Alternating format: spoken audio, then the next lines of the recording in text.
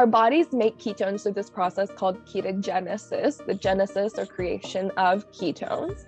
And it happens in situations where our glucose and insulin is suppressed.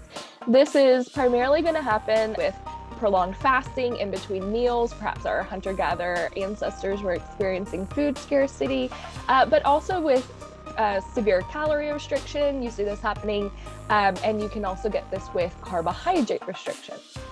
So when glucose and insulin are suppressed and fat oxidation is occurring, some portion of that fat will be converted to ketone bodies.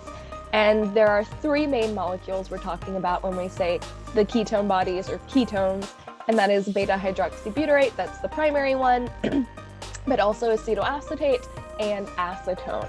Ketones are actually the only other primary energy substrate for the brain aside from glucose. There was some pretty incredible work that was done in the 1960s at Harvard Medical School by George Cahill and Oliver Owen, really demonstrating that in a state of keto adaptation with prolonged fasting, ketones actually replace glucose as the predominant fuel to support the brain in that situation.